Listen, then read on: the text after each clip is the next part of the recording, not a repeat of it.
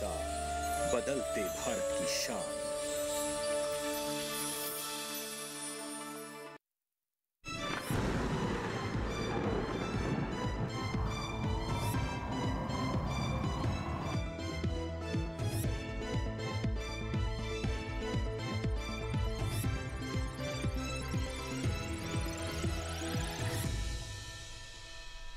नमस्कार, दूरदर्शन किसान देख रहे हैं आप। मौसम खबर में आप सभी का बहुत स्वागत है। मैं हूं आपके साथ पुलकित शुक्ला। मौसम खबर में आज हम जानेंगे कहां होगी बारिश, कहां कैसा रहेगा तापमान का हाल, वायु गुणवत्ता कैसी रहेगी और पर्यटन स्थलों पर मौसम कैसा रहेगा। लेकिन शुरुआत मौसम खबर की करेंगे हम आज की 5 बड़ी खबरों के साथ। 5 बड़ी खबरों में सबसे पहले बड़ी खबर पर नजर डालते हैं, जहां पर तमिलनाडु पुडुचेरी के बारे में खबर है। कहीं कहीं बेहद भारी बारिश संभव बताई गई है। इसके साथ ही तटीय आंध्र प्रदेश की अगर हम बात करें तो यहाँ पर कहीं कहीं बेहद भारी बारिश के आसार जताए गए हैं। इसके बाद अब बात करते हैं रायलसीमा की, तो कहाँ रायलसीमा के अंदर कहीं कहीं जोरदार बारिश का अनुमान जताया गया है। रायलसीमा के बाद अब बात करते हैं उड़ीसा की, जहां पर कुछ इलाकों में भारी बरसात की उम्मीद जताई गई है। उड़ीसा के बाद अब बात करते हैं हम अगले राज्य की, जहां पर पंजाब की बात की जाएगी। अब कहीं कहीं छाया रह सकता है घना कोहरा, तो पंजाब को लेकर ये बड़ी खबर है। ये हुई आज की 5 बड़ी खबरें। अब बात करेंगे हम सर्द अपडेट की, जहां हम जानेंगे किस राज्य को लेकर क्या अलर्ट जारी किया गया है, कहां आपको सावधान रहना है, कहां के लिए चेतावनी जारी की गई है। मेरे पीछे आप भारत का नक्शा देख रहे हैं। इस नक्शे में अलग अलग राज्यों को अलग अलग रंगों से दर्शाया गया है। तो चलिए शुरुआत करते हैं सबसे पहले और जानते हैं चेतावनी वाले राज्य, जहां पर तटीय आंध्र प्रदेश, रायलसीमा, तमिलनाडु और पुडुचेरी को लेकर चेतावनी जारी की गई है। यहाँ पर कुछ क्षेत्रों में तेज हवाएं चल सकती हैं, मूसलाधार बारिश भी हो सकती है। साथ ही साथ पूर्वी मध्य प्रदेश, विदर्भ और तेलंगाना की बात करें तो यहाँ पर आपको नजर बनाए रखनी है। यहाँ पर भी कुछ क्षेत्रों में मूसलाधार बारिश हो सकती है और तेज हवाएं चलती हुई नजर आ सकती हैं। हरियाणा, पंजाब, चंडीगढ़, दिल्ली की अगर हम बात करें तो यहाँ पर कुछ क्षेत्रों के अंदर घना कोहरा छाया रह सकता है। अगर बाकी राज्यों की हम बात करें, जो आप राज्य हरे रंग के उसमें देख रहे हैं, ये राज्यों को लेकर कोई चेतावनी जारी नहीं की गई है, तो इसलिए बाकी राज्यों को लेकर यहाँ पर कोई अलर्ट जारी नहीं किया गया है। अब बात करेंगे हम मौसम पूर्वानुमान की, जिसमें हम जानते हैं कि आने वाले 24 से 48 घंटों में कहाँ ज़्यादा बारिश होगी और कहाँ कम बरसेंगे बादल। तो सबसे पहले बात करते हैं पूर्वी उत्तर प्रदेश की, जहाँ पर कहीं कहीं बारिश होने का अनुमान है, यानी कि पूर्वी उत्तर प्रदेश के कुछ क्षेत्रों में कहीं कहीं बारिश हो सकती है। बाकी उत्तराखंड, पश्चिमी उत्तर प्रदेश, हरियाणा, पंजाब, हिमाचल प्रदेश में कोई बारिश नहीं है।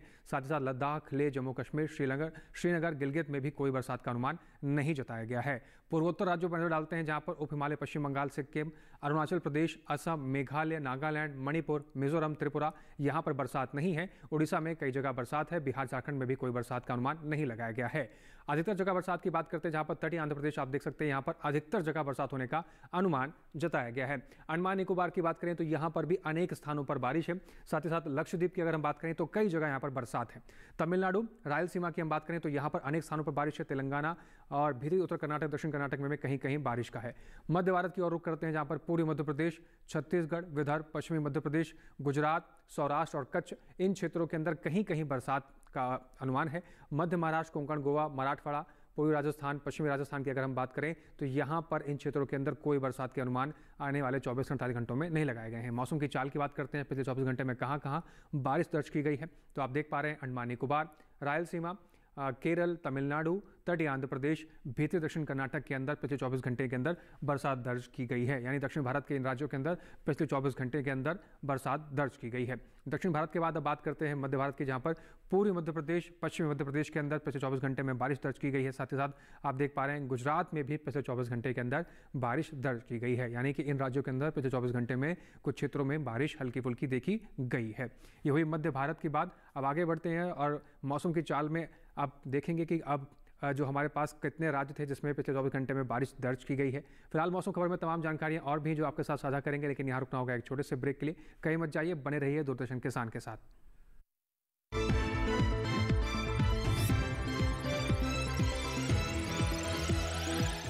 रोज सब्जी का स्वाद बढ़ाए और घर वालों का प्यार पाए। गोल्डी सब्जी मसाले, जहाँ जाए रिश्ते बनाए, गोल्डी मसाले।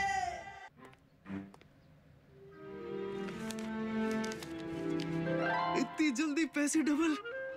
ओह, जमा करोगे तो फिर भुगतोगे। चलो, ऐसी लुभाने वाली स्कीम में पैसे जमा करना यानी धोखे की संभावना, इसलिए पहले पूरी जांच, उसके बाद पैसे जमा, नहीं तो आपके पैसे हो जाएंगे पुर्र। आरबीआई कहता है, जानकार बनिए, सतर्क रहिए।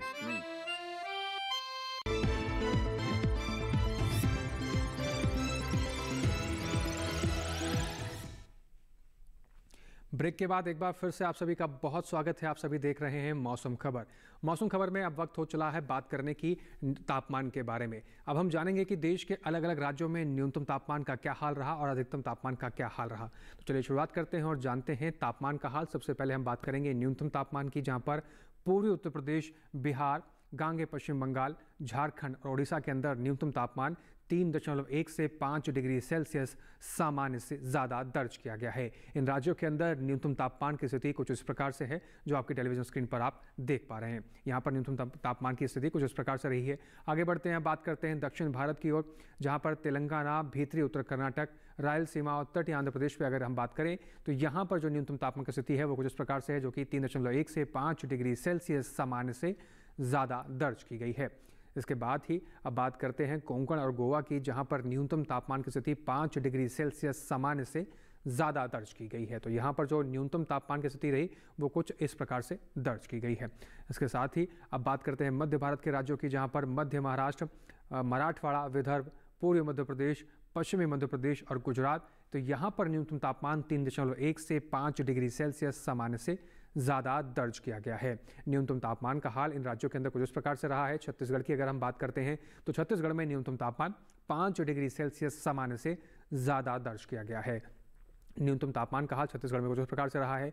आगे बढ़ते हैं और बात करते हैं देश में सबसे कम तापमान की, जहां पर पंजाब के लुधियाना में दर्ज किया गया, जो कि 9.2 डिग्री सेल्सियस न्यूनतम तापमान, सबसे कम तापमान पंजाब के लुधियाना में दर्ज किया गया है। अब बात करते हैं अधिकतम तापमान की, तो हरियाणा और दिल्ली के अंदर अधिकतम तापमान 1.6 से 3 डिग्री सेल्सियस सामान्य से कम दर्ज किया गया है। अधिकतम तापमान इन राज्यों के अंदर कुछ इस प्रकार से रहा है जो आपकी टेलीविजन स्क्रीन पर आप देख पा रहे हैं।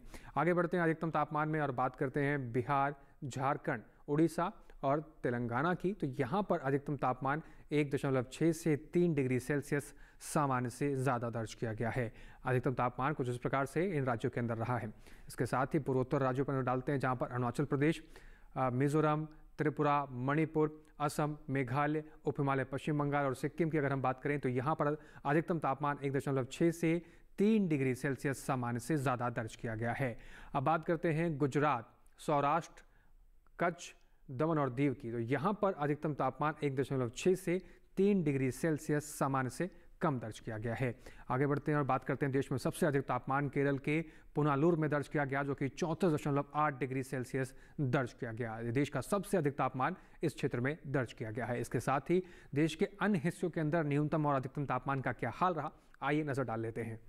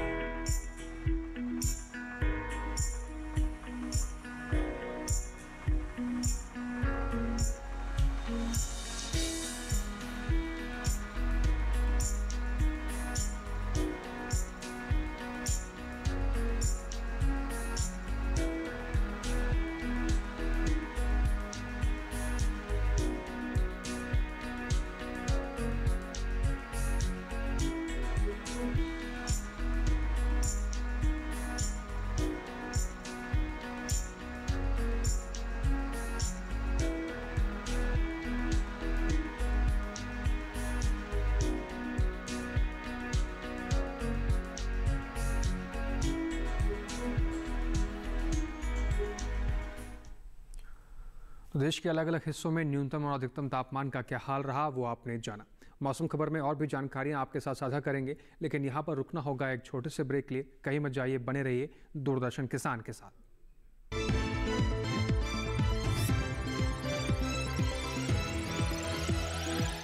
रोज सब्जी का स्वाद बढ़ाए और घर वालों का प्यार पाए। गोल्डी सब्जी मसाले, जहाँ जाए रिश्ते बनाए, गोल्डी मसाले।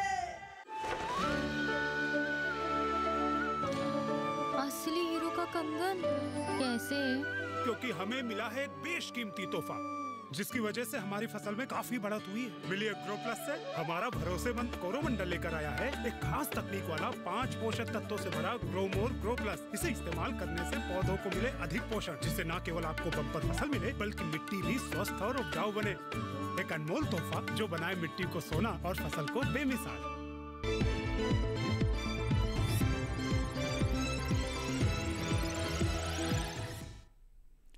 ब्रेक के बाद एक बार फिर से आप सभी का बहुत स्वागत है। आप सभी देख रहे हैं मौसम खबर।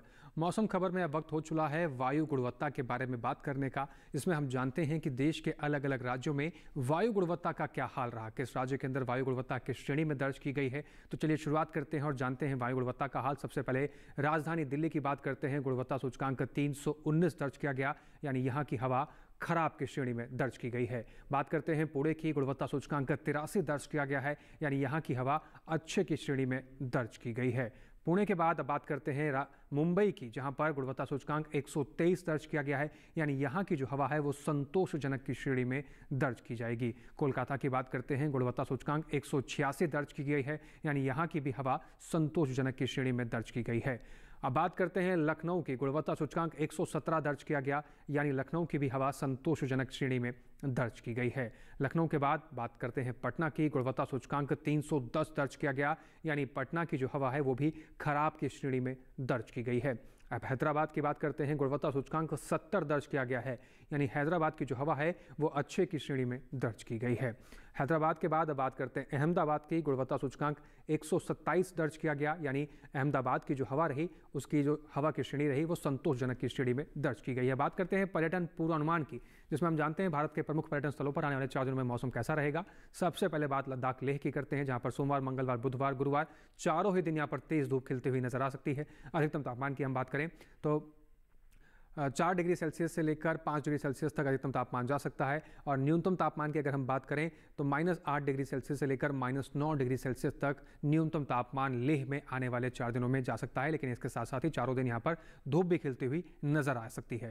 हिमाचल प्रदेश के शिमला की बात करते हैं, जहाँ पर सोमवार, मंगलवार, बुधवार, गुरुवार यहाँ पर भी चारों दिन तेज धूप खिलती हुई नजर आ सकती है। अधिकतम तापमान की बात करें तो 16 डिग्री सेल्सियस से लेकर 17 डिग्री सेल्सियस के आसपास अधिकतम तापमान शिमला के अंदर आने वाले 4 दिनों में देखा जा सकता है। न्यूनतम तापमान की अगर हम बात करें तो 7 डिग्री सेल्सियस के आसपास न्यूनतम तापमान आने वाले 4 दिनों में शिमला के अंदर रह सकता है। तो शिमला घूमने की अगर आप तैयारी कर रहे हैं तो कुछ इस प्रकार से मौसम के लिए आप तैयार रह सकते हैं। उत्तराखंड के हरिद्वार की बात करते हैं, जहां पर सोमवार, मंगलवार, बुधवार, गुरुवार चारों ही दिन यहाँ पर धुंध छाई रह सकती है। अधिकतम तापमान की अगर हम बात करें तो 26 डिग्री सेल्सियस से लेकर 27 डिग्री सेल्सियस के आसपास अधिकतम तापमान हरिद्वार में आने वाले 4 दिनों में जा सकता है। वहीं न्यूनतम तापमान की अगर हम बात करें तो 11 डिग्री सेल्सियस के आसपास न्यूनतम तापमान हरिद्वार में आने वाले 4 दिनों में रह सकता है। लेकिन इसके साथ ही साथ चारों दिन यहाँ पर धुंध भी रह सकती है। इसके बाद अब बात करते हैं राजस्थान के उदयपुर की, जहाँ पर सोमवार को हल्की फुल्की बारिश है कुछ क्षेत्रों में। मंगलवार की अगर हम बात करें तो हल्के फुल्के बादल छाए रहेंगे, हल्की फुल्की धूप भी खिलती हुई नजर आ सकती है। बुधवार और गुरुवार को यहाँ पर तेज धूप खिलती हुई नजर आ सकती है। अधिकतम तापमान की अगर हम बात करें तो उदयपुर के अंदर अधिकतम तापमान 22 डिग्री सेल्सियस से लेकर 24 डिग्री सेल्सियस के आसपास जा सकता है। वहीं न्यूनतम तापमान की अगर हम बात करें तो 12 डिग्री सेल्सियस से लेकर 16 डिग्री सेल्सियस के आसपास न्यूनतम तापमान 4 दिनों में रह सकता है। उत्तर प्रदेश के वाराणसी की बात करते हैं, जहां पर सोमवार, मंगलवार, बुधवार शुरुआत के 3 दिन यहाँ पर घना कोहरा कुछ क्षेत्रों में छाया रह सकता है। गुरुवार की बात करें तो गुरुवार को हल्के फुल्के क्षेत्रों में बारिश देखने को मिल सकती है। अधिकतम तापमान की अगर हम बात करें तो 24 डिग्री सेल्सियस से लेकर 26 डिग्री सेल्सियस तक अधिकतम तापमान वाराणसी में आने वाले 4 दिनों में जा सकता है। न्यूनतम तापमान की अगर हम बात करें तो 13 डिग्री सेल्सियस से लेकर 15 डिग्री सेल्सियस के आसपास न्यूनतम तापमान वाराणसी में रह सकता है।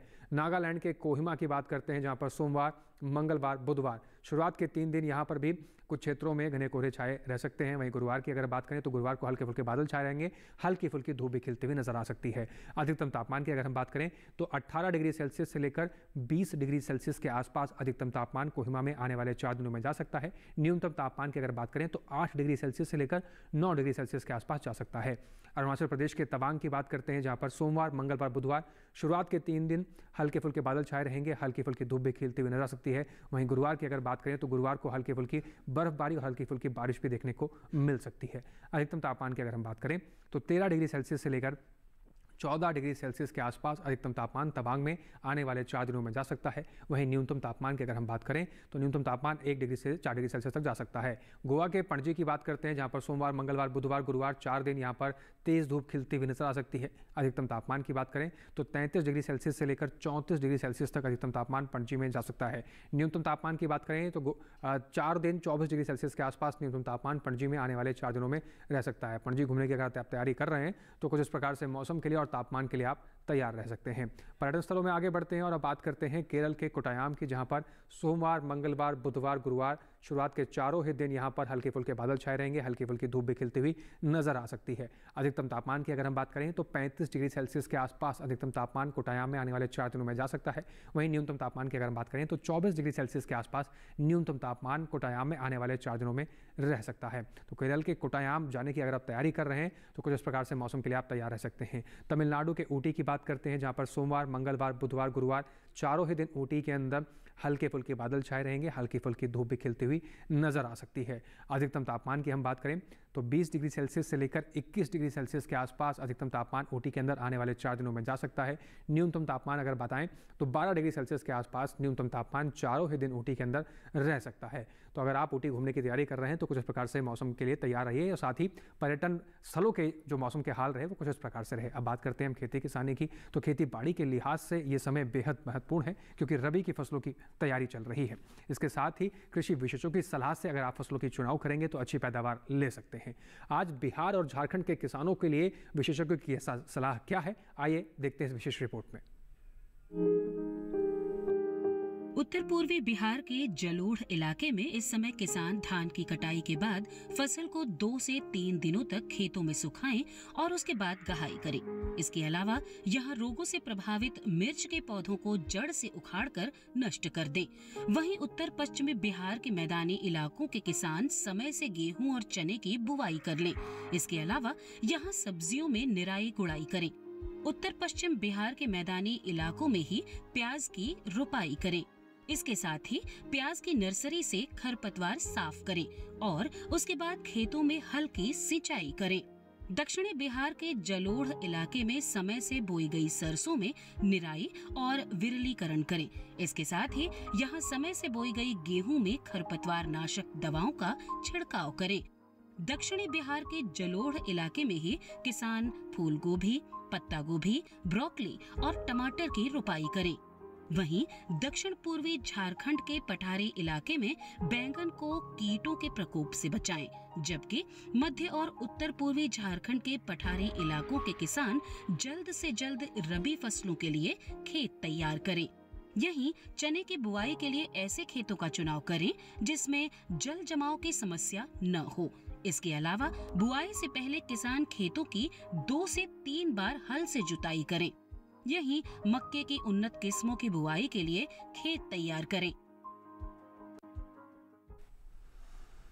तो जाना आपने कि बिहार और झारखंड के किसान भाई कैसे अपनी फसलों की देखभाल कर सकते हैं और कैसे देखभाल के जरिए आप अच्छा मुनाफा भी कमा सकते हैं।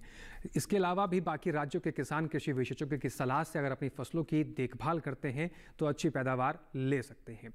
अब बात करेंगे आज की फसल की, तो सही समय पर सही फसल का चुनाव करना बेहद सही रहता है, तभी आप अच्छी पैदावार ले सकते हैं। अब ऐसे में कृषि विशेषज्ञों की सलाह से आपको कौन सी फसल का चुनाव करना है इसका भी विशेष रूप से आप ध्यान रख सकते हैं और साथ ही साथ सही समय पर सही फसलों की बिजाई और उसकी सिंचाई करना का भी विशेष रूप से ध्यान रखना चाहिए। आज हम बात करेंगे पत्ता गोभी की फसल के बारे में। तो पत्ता गोभी की फसल को लेकर क्या है विशेषज्ञों की सलाह और कैसे उसकी खेती करनी चाहिए, आइए देखते हैं इस रिपोर्ट पे। ये समय पत्ता गोभी की बुआई के लिए काफी बेहतर है। पत्ता गोभी की बुआई सितंबर से नवंबर तक की जा सकती है। किसान पूसा मुक्ता किस्म लगा सकते हैं। इस किस्म की बुआई पूरे भारत में किसी भी इलाके में की जा सकती है। इस किस्म की 1 हेक्टेयर में बुआई करने पर 300 क्विंटल तक की पत्ता गोभी ली जा सकती है। इस किस्म की पत्ता गोभी आकार में मध्यम, चपटी और गोल होती है। इसके पत्ते हल्के हरे रंग के होते हैं। पत्ते के किनारे लहरदार होते हैं। पत्ता गोभी की ये किस्म बुआई के 70 से 75 दिनों बाद तैयार हो जाती है। इसके अलावा किसान गोल्डन एकड़ किस्म भी लगा सकते हैं। बुआई के 60 से 75 दिनों में तैयार हो जाती है। 1 हेक्टेयर में लगाने पर 200 से 240 क्विंटल तक उपज ली जा सकती है। ये छोटे आकार की लेकिन ठोस होती है। इसके अलावा पूसा बंद गोभी संकर 1 किस्म भी लगाई जा सकती है। ये किस्म जम्मू कश्मीर, हिमाचल प्रदेश और उत्तर प्रदेश में लगाने के लिए उपयुक्त है। 1 हेक्टेयर में इसकी 350 से 400 क्विंटल तक की उपज ली जा सकती है। इसके बाद बंद गोल ठोस, हरे और बाहरी पत्तियों से लहरनुमा ढके हुए होते हैं। बुआई से पहले खेतों को जोत कर अच्छी तरह तैयार कर ले। खरपतवार को पूरी तरह से साफ कर ले। 1 हेक्टेयर में बिजाई के लिए 400 से 500 ग्राम बीज काफी रहेंगे। बुआई के समय कतार से कतार की दूरी 45 से 50 सेंटीमीटर और पौध से पौध की दूरी 30 से 40 सेंटीमीटर रखें। बुआई के तुरंत बाद पहली सिंचाई कर दें। इसके बाद 7 से 10 दिन के अंतराल पर सिंचाई करें। खरपतवार पर काबू के लिए 2 बार निराई करें। तो जाना आपने कैसे पत्ता गोभी की खेती के लिए कौन कौन सी ऐसी विशेष चीज़ें हैं जिसका विशेष रूप से ध्यान रखना बहुत अनिवार्य है ताकि आप बेहतर यहाँ पर उपज ले सकते हैं। मौसम खबर में दिखाई गई सभी जानकारियों को आप हमारे YouTube चैनल पर भी देख सकते हैं। आपको करना बस इतना है कि टेलीविजन स्क्रीन पर दिखाए जा रहे QR कोड को स्कैन कर आप सीधा DD किसान के YouTube चैनल पर पहुँच सकते हैं और मौसम खबर में दिखाई गई सभी जानकारियों को कहीं भी किसी भी वक्त बैठकर YouTube पर देख सकते हैं। तो उम्मीद है कि मौसम खबर में दिखाई गई सभी जानकारियों से आपको मदद मिल रही होगी और ये जानकारियां आपके काम भी आ रही होंगी। आज के इस मौसम खबर में फिलहाल इतना ही। मुझे दीजिए इजाज़त और देखते रहिए दूरदर्शन किसान। नमस्कार।